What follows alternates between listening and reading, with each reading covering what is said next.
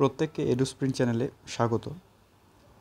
ব্যক্তিগত কিছু কারণের জন্য কিছুদিন ধরে সাবজেক্টের যে ভিডিওগুলো দেওয়া হচ্ছিল সেগুলো এখন দেওয়া একটু সম্ভব হচ্ছে না। কিছুদিনের মধ্যে সমস্যা একটু সমাধান হয়ে গেলে আমি আবার ভিডিওগুলো নিয়ে ফিরব, চেষ্টা করব যতটা দ্রুত সম্ভব। আচ্ছা, একটা বিষয় বলে দিচ্ছি, WBCS 2025 আমরা জানি লাস্ট WBCS পরীক্ষা হয়েছিল 2023-এ। 2024-এ কোনো নোটিফিকেশান আসেনি, 2025-এও এখনও অবধি কোনো নোটিফিকেশান আসেনি। তবে একটা সিলেবাস বেরিয়েছে 2025 WBCS-এর। ওকে, এখানে WBCS-টা ক্যাপিটালে হবে, WBCS। ওকে, যেহেতু অ্যাব্রিভিয়েশন সবগুলো ক্যাপিটালে, তো আমি লিখতে গিয়ে ভুল করে ফেলেছিলাম। ওকে, WBCS 2025-এর সিলেবাস। তো সিলেবাস আমি আজকে যেটা ডিসকাস করবো সেটা হচ্ছে প্রিলিমসের সিলেবাস অনলি। ওকে, অনলি প্রিলিমসের সিলেবাস আজকে আমি ডিসকাস করব। এরপরে আমরা ডিটেলসে আসবো হচ্ছে মেইনসের সিলেবাসে, সেগুলো গল্প পরে। ওকে, তো প্রিলিমস যেটা হবে WBCS-এর প্রিলিমসটা এবার ভাগ করা হয়েছে পেপার 1 পেপার 2-তে। ওকে, পেপার 1 পেপার 2-তে মেইনলি বেসিক্যালি যদি বলা হয় পেপার 1টার উপরে আমাদের মেরিট লিস্টটা তৈরি হবে। ওকে, পেপার 1-এর উপরে কারা কারা মেইনসে বসতে পারবে সেটা ডিসাইড হবে হচ্ছে পেপার 1-এর ভিত্তিতে। তাই পেপার 1টাকে আমি বেশি গুরুত্ব দিয়ে দেখছি। পেপার 2 সেটাও ইম্পর্ট্যান্ট, সেই পেপার 2 নিয়ে অন্য একটা ভিডিওতে ডিসকাস করা যাবে। আজকে যেটা আমাদের মেরিট যেটা লিস্ট তৈরি করা হবে যেই পেপার দিয়ে, অর্থাৎ পেপার 1 দিয়ে, সেই পেপার 1টা ডিসকাস করছি। প্রথমে একটু বলে দিচ্ছি, প্রিলিমস যে পরীক্ষাটা হবে সেই প্রিলিমস পরীক্ষাটা দুটো পেপারে হবে, পেপার 1 অ্যান্ড পেপার 2।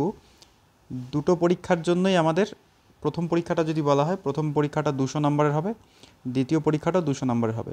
ওকে, প্রথম পরীক্ষা যে 200 নম্বরের হবে সেই 200 নম্বরের মধ্যে তোমাকে মাথায় রাখতে হবে যে এই পরীক্ষাটাতে তোমাকে যতটা ভালো সম্ভব ততটা ভালো রেজাল্ট করতে হবে, অর্থাৎ পেপার 1-এ। পেপার 2-তে কিন্তু গল্পটা একটু অন্যরকম। পেপার 2-তে শুধুমাত্র তোমাকে 33% নাম্বার তুলতে হবে। ওকে, 33-এর নিচে পেলে সেটা তুমি আর কোয়ালিফাই করবে না মেইনসের জন্য। পেপার 1 তোমার যতই ভালো হোক, পেপার 2-তে 33%-এর কম পেলে তোমার হবে না। তো এটা হচ্ছে পেপার 2টা হচ্ছে কোয়ালিফাইং এর নেচার। ওকে, এটা মেরিট লিস্টের সাথে কোনো কানেক্টেড নেই, এটা মেরিট লিস্টের সাথে কানেকশান শুধুমাত্র পেপার 1-এরই আছে। ওকে, এখন আসা যাক প্রিলিমসের পেপার 1। সেই পেপার 1-এ টোটাল সাবজেক্ট যদি সংখ্যা বলা হয়, সেই টোটাল সাবজেক্ট সংখ্যা হচ্ছে 8টা। ওকে, টোটাল সাবজেক্ট সংখ্যা হচ্ছে 8টা। এখন এই 8টা সাবজেক্টের মধ্যে কী কী সাবজেক্ট আমরা আগে একটু উপরে দেখে নিই বিষয়টা। ওকে, সেটা হচ্ছে English composition, general science, national আর international current affairs, ancient and medieval history of India, geography, ecopol. Okay, মানে ইকোনমি আর হচ্ছে ইন্ডিয়ান পলিটি, এটা mainly Indian economy. Okay, economics না, আর এটা পলিটিক্যাল সায়েন্সও না, Indian economy and Indian polity. যারা WBCS-এর বা কম্পিটিটিভের প্রিপারেশন করছো তারা মোটামুটি জানো এই বিষয়টার সম্বন্ধে। আরেকটা হচ্ছে INM মানে Indian movement, Indian national movement. Okay, Indian national movement. Okay, পরে বিস্তারিত আসছি। আরেকটা বিষয় যেটা, সেটা হচ্ছে general issues on environmental ecology, biodiversity, climate change. এই বিষয়টা নতুন অ্যাড হয়েছে। ওকে, এই বিষয়টা নতুন অ্যাড হয়েছে। এখানে আগে ম্যাথসের পেপার থাকতো একটা, ম্যাথসের পেপারটাকে সরিয়ে দিয়ে এই জায়গাটা চলে এসেছে। ওকে, তো আমি আসি এক এক করে একটু ডিসকাশনে। প্রথম যে ডিসকাশনের জায়গাটা আমাদের, সেই জায়গাটা হচ্ছে ইংলিশ কম্পোজিশন। ইংলিশ কম্পোজিশনে কী কী থাকে basically? Synonym, antonym, idioms and phrases, one word substitution, okay, phrasal verbs, আর কিছু ফিল ইন দ্য ব্ল্যাঙ্কস থাকে, আর প্রিপোজিশন থেকে একটু বেশি সংখ্যক কোশ্চেন থাকে। ওকে, এখানে কিন্তু গ্রামারের পার্ট যে টাচ হয় না এমনটা না, গ্রামারের পার্ট থেকেও অনেকটা কোশ্চেন থাকে।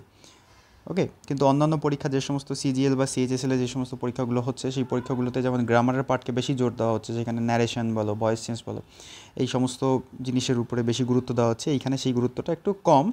এখানে আমাদের কম্পোজিশনের সিনো, অ্যান্টো, ইডিয়াম, ফ্রেজেস, এই সমস্ত জিনিসের উপরে বেশি গুরুত্ব দেওয়া হচ্ছে। ওকে, এটা ইংলিশ কম্পোজিশন গেল। নেক্সট আমি এসে জেনারেল সায়েন্সে। জেনারেল সায়েন্সে কী থাকবে? ফিজিক্স প্লাস কেমিস্ট্রি, আর এদিকে থাকবে বায়োলজি। ওকে, এখন বলি ফিজিক্স প্লাস কেমিস্ট্রি কেন বলা হয়েছে এটা।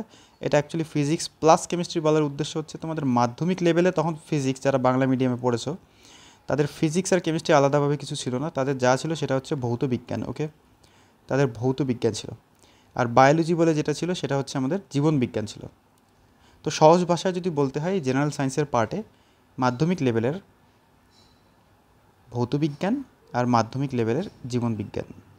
ওকে, যারা ইংলিশ মিডিয়াম থেকে পাস আউট তাদের জন্য ফিজিক্স কেমিস্ট্রি আমি এরকম করে আলাদা করে বলে দিয়েছি। Okay, physics chemistry biology. তারপরে আসবে national and international CA, CA for current affairs. Okay, সাম্প্রতিককালে যে সমস্ত ঘটনা হচ্ছে বৈশ্বিক এবং আমাদের জাতীয় গুরুত্বপূর্ণ যে সমস্ত ঘটনা, সেই সমস্ত ঘটনা কারেন্ট অ্যাফেয়ার্স, এগুলো তোমাকে করতে হবে। ওকে, এগুলোতে ডিটেলস ডিসকাশন করার কিছু নেই, তাই আমি যে জায়গাটা যাওয়ার চেষ্টা করছি সেটা হচ্ছে আমাদের নতুন যেটা অ্যাড হয়েছে সেই জায়গাটাতে আমি যাওয়ার চেষ্টা করছি। ওকে, তারপর হচ্ছে ancient and medieval history of India, সেই আমাদের প্রি হিস্ট্রিক ইন্ডিয়া থেকে, অর্থাৎ যদি বলা হয় যে সেই মানুষ আগুন জ্বালানো শুরু করলো সেই সময় থেকে শুরু করে অরঙ্গজেব অবধি। ওকে, অরঙ্গজেব অবধি আমাদের পুরো হিস্ট্রিটা আমাদের অ্যানশিয়েন্ট অ্যান্ড মিডিয়েভালের মধ্যে আসছে। ওকে, অ্যানশিয়েন্ট হিস্ট্রি কত দূর? অ্যানশিয়েন্ট হিস্ট্রি মোটামুটি তোমরা ধরতে পারো 700 অবধি। ওকে, 700 খ্রিস্টাব্দ অবধি, মানে সেই প্রাচীন ইতিহাস থেকে আমাদের 700 খ্রিস্টাব্দ অবধি। আর 700 খ্রিস্টাব্দের পর থেকে 1700 খ্রিস্টাব্দ অবধি যে সময়টা, সেটা হচ্ছে মিডিয়েভাল হিস্ট্রি। তো এগুলো সবাই জানো কম বেশি। তার মানে প্রাচীন ইতিহাস আর মধ্যযুগীয় ইতিহাস এখানে একটা থাকছে। এইখানে তোমাদের একটা মাথায় রাখতে হবে, নাম্বার ডিভিশনে পরে আসছি আমি, নাম্বার বলে দিব কোথায় কোন নাম্বার, কত গুরুত্ব সহকারে পড়তে হবে। তারপরে আসবে জিওগ্রাফি। জিওগ্রাফিতে থাকবে ইন্ডিয়ান জিওগ্রাফি প্লাস ওয়েস্ট বেঙ্গলের জিওগ্রাফি। ওকে, এটা স্পেশাল রেফারেন্স দেওয়া থাকে, ওয়েস্ট বেঙ্গল জিওগ্রাফি থেকে যথেষ্ট কোশ্চেন হয়। ওকে, তারপরে ecopol, Indian polity and economy. Indian polity and economy book লিস্টের জন্য আমি তোমাদের শর্টস ভিডিও বানিয়ে দেবো, বুক লিস্টটা সেখান থেকে একটু দেখে নেবে। তারপরে Indian national movement. Indian national movement মানে হচ্ছে আমাদের ভারতের স্বাধীনতা সংগ্রাম, জাতীয় যে মতাদর্শের যে সংগ্রাম ছিল, অর্থাৎ ব্রিটিশ তাড়াও আন্দোলন, সেই ব্রিটিশ তাড়াও আন্দোলন সম্বন্ধে ছিল হচ্ছে এই আইএনএমএ। ওকে, সেটা কোথা থেকে শুরু হয়েছিল সেটা আমরা ধরে নেই। অ্যাকচুয়ালি এখানে একটা ফিউশনের জায়গা আছে, অনেকে বুঝতে পারে না এই ফিউশনটা কী। এই ফিউশনটা এটা মিক্স আপ হয়ে আছে। সেই জায়গাটা হচ্ছে যে মিডিয়েভাল হিস্ট্রি অফ ইন্ডিয়া আর ইন্ডিয়ান ন্যাশনাল মুভমেন্ট, এই দুটোর একটা ফিউশন হয় 1600 খ্রিস্টাব্দ নাগাদ। ওকে, সেই 1600 খ্রিস্টাব্দ নাগাদ যে ফিউশনটা হয়, সেই ফিউশনের মধ্যে এই দুটোকে মিক্স করে পড়ানো হয়। ওকে, তাহলে আমরা ধরে নিব যে ভারতের স্বাধীনতা সংগ্রাম যেটা, সেটা হচ্ছে ঔরঙ্গজেব 1707। ওকে, 1707 ঔরঙ্গজেবের সময় থেকে শুরু করে ভারতের স্বাধীনতা 1947। ওকে, এই সময় অবধি হচ্ছে আমাদের Indian national movement, very very important part. এই বলা হয় যে ইন্ডিয়ান ন্যাশনাল মুভমেন্ট যার হাতে থাকে, ডাব্লিউবিসিএস তার হাতে থাকে। ওকে, এখন বিগত কয়েক বছর থেকে একটা ট্রেন্ড দেখা যাচ্ছিল, যে ট্রেন্ডটা হচ্ছে যে সায়েন্সের স্টুডেন্টদের ভালো রেজাল্ট। অর্থাৎ এর আগেও আমরা দেখেছিলাম যে ধ্রুবাশিস সামন্ত থেকে শুরু করে অনেক দাস, এরকম যারা স্টুডেন্টরা যারা ছিলেন তারা ডাব্লিউবিসিএসে টপ করছিলেন। ওকে, এখন প্রবলেমটা হচ্ছে যে তারা সবাই সায়েন্সের ছিলেন। এমনকি ধ্রুবাশিস সামন্ত যিনি ডাব্লিউবিসিএসে লাস্ট টাইম টপ করেছিলেন রাজ্যে, তিনি ছিলেন ফিজিক্সের। ওকে, অর্থাৎ তিনি ফিজিক্সে নেট কোয়ালিফাইড ছিলেন, তিনি ফিজিক্স অপশনাল নিয়ে পাশ করেছিলেন ডাব্লিউবিসিএস। তো এখান থেকে আমি জানি না, মনে হচ্ছিলো যে সায়েন্সের স্টুডেন্টদের একটু কিছুদিন ধরে একটু অবস্থা ভালোই যাচ্ছিল ডাব্লিউবিসিএসে। আগে একটা সময় এরকম ছিল যে সায়েন্সের স্টুডেন্টদের অবস্থা খারাপ ছিল, এখন মাঝে একটু ভালো হয়েছিল। তো ওই জন্য হয়তো আমার যেটা মনে হয় যে এখানে সায়েন্সের পার্ট, অর্থাৎ ম্যাথমেটিক্সের যে পার্টটা, সেই ম্যাথমেটিক্সের পার্টটাকে কমিয়ে দেওয়া হয়েছে। কমিয়ে দেওয়ার জন্য একটা পার্ট নিয়ে আসা হলো, যেটা এনভায়রনমেন্টাল সায়েন্সের মতন অনেকটা। ওকে, পরিবেশ বিজ্ঞানের মতন। এখন সেটা ফ্যাক্টর না, কিন্তু ব্যাপার হচ্ছে যে সমস্ত ছাত্রছাত্রী অঙ্কটাকে ভরসা করে বিভিন্ন চাকরি পরীক্ষা দিতে যায়, তাদের ক্ষেত্রে এই পার্টটা একটু চ্যালেঞ্জিং হবে। ওকে, তো যদি আমাদের দেখে নিই ব্যাপারটা কি। এখানে 3টে পার্ট আছে। এখানে 3টে পার্ট দেখো, এই অষ্টম সাবজেক্টের মধ্যে 3টে পার্ট আছে। একটা হচ্ছে এনভায়রনমেন্টাল ইকোলজি, বায়োডাইভার্সিটি, আর হচ্ছে ক্লাইমেট চেঞ্জ।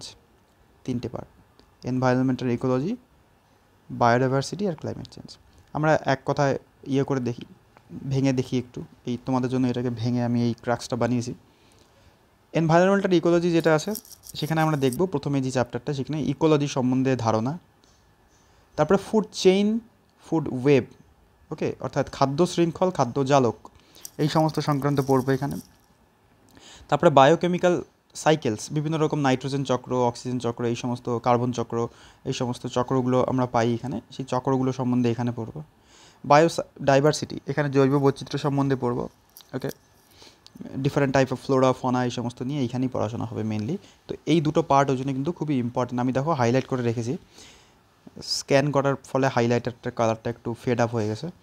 যাই হোক, এখন দেখো এখানে সেটা হচ্ছে যে এই দুটো খুবই ইম্পর্টেন্ট, বায়োকেমিক্যাল সাইকেলস আর হচ্ছে বায়োডাইভার্সিটি। নেক্সট আছে ন্যাচারাল রিসোর্সেস, এই পার্টটা ইম্পর্টেন্ট, এখান থেকে দু একটা সোজা সোজা কোশ্চেন আসে। যেমন আমরা ছোটোবেলা পড়েছিলাম যে রিনিউয়েবল এনার্জি কি, নন রিনিউয়েবল এনার্জি কি। রিনিউয়েবল মানে যেটা, যেই এনার্জিটাকে রিনিউ করা যায়, অর্থাৎ পুনর্ব্যবহার করা যায়, আর নন রিনিউয়েবল মানে যেটাকে রিনিউ করা যায় না, পুনর্ব্যবহার করা যায় না, ওকে, সেটা সেরকম। তারপরে আসি আমি এনভায়রনমেন্টাল পলিউশন, এই জায়গাটা important. Environmental issues and movements, এই এনভায়রনমেন্টাল ইস্যুস অ্যান্ড মুভমেন্টে যদি আমাদের বলা হয় যে এখানে এখানে কী কী ছিল এই জায়গাটাতে, এখানে প্রথমত ইস্যুসের মধ্যে যদি আমি বলি তাহলে এখানে সেই বলতে পারো যে climate change, global warming, ozone লেয়ারের ডিপ্লেশন, ওজোন স্তরের যে ক্ষয় হয়ে যাওয়া, সেই সমস্ত সংক্রান্ত এগুলো ইস্যুসের মধ্যে পড়ে। এখন এগুলোকে আটকানোর জন্য যে সমস্ত মুভমেন্ট হয়েছিল সেই মুভমেন্টগুলোর মধ্যে পড়ে যায় মুভমেন্ট, যেমন আমাদের বলা হয় যে নর্মদা বাঁচাও, ওকে, নদী বাঁচাও আন্দোলন, তারপরে চিপকো মুভমেন্ট, এই সমস্ত মুভমেন্টগুলো এখানে পাবে এই পার্টটাতে। তারপরে আছে, তারপরে লাস্টের পার্টটা basic idea, environmental education and awareness. Education মানে জানো পরিবেশ সংক্রান্ত বিভিন্ন শিক্ষা, মানুষের কীভাবে চলতে হবে পরিবেশ বাঁচাতে গেলে, এই সমস্ত। অ্যান্ড অ্যাওয়ারনেসের জায়গাটা আসবে হচ্ছে আমাদের যে যেই জায়গাটাতে তোমাকে বলা থাকবে যে বিভিন্ন রকম অর্গানাইজেশনস, এনজিও যেগুলো কাজ করছে, যারা যারা এনভায়রনমেন্টাল পলিউশন আটকানোর জন্য যারা কাজ করছে, ওকে, তাদের সম্বন্ধে এই জায়গাটাতে বলা থাকবে, ওকে। তো যাই হোক, এইভাবে তোমাদের কোনো এখনও অবধি সেইভাবে বলে দেওয়া নেই যে ইকোলজির পার্টে কী কী আছে, তো তোমাদের আমি এটাকে পুরোটাকে ভেঙে দিয়েছি তোমাদের জন্য। এটা ফার্স্ট পার্ট গেল এনভায়রনমেন্টাল ইকোলজি। নেক্সট পার্টে আসি, সেটা হচ্ছে বায়োডাইভার্সিটি। বায়োডাইভার্সিটি জৈব বৈচিত্র্য, ওকে। বায়োডাইভার্সিটিতে আমরা পড়বো হচ্ছে, বায়োডাইভার্সিটিকে সংক্ষেপে আমি লিখেছি BDY, okay, BDY. Types of BDY, types of biodiversity, types of biodiversity, okay, যেমন national biodiversity, local biodiversity, global biodiversity, okay. তারপরে লেভেলস অফ বায়োডাইভার্সিটিতে আসি। লেভেলস অফ বায়োডাইভার্সিটির মধ্যে আমরা যে জিনিসটা দেখব, সেটা এটা খুবই ইম্পর্ট্যান্ট একটা পার্ট, সেটা হচ্ছে যে বিভিন্ন রকম ইকোলজিক্যাল ব্যালেন্স, স্টেবিলিটি, এই সমস্ত বিষয় নিয়ে আমরা এখানে পড়ব।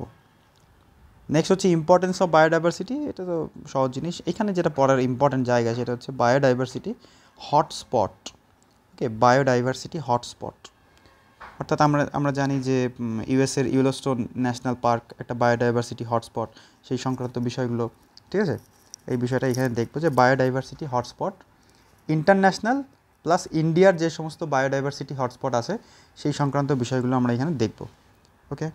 বায়োডাইভার্সিটি হটস্পটের মধ্যে যেমন ভারতের মধ্যে যদি বলা হয় তাহলে হচ্ছে পশ্চিমঘাট, তারপরে হিমালয়, এই সমস্ত বায়োডাইভার্সিটি হটস্পট, ওকে।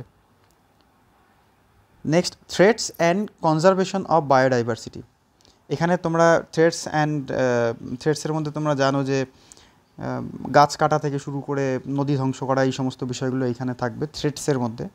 আর কনজারভেশনের মধ্যে তোমরা পাবে হচ্ছে যে আমরা জানি যে দু রকমের কনজারভেশন হয়, একটা হচ্ছে ইন সিটু, একটা এক্স সিটু, এই সমস্ত বিষয়গুলো আমরা কনজারভেশন অফ বায়োডাইভার্সিটি এই জায়গাটাতে পাবো।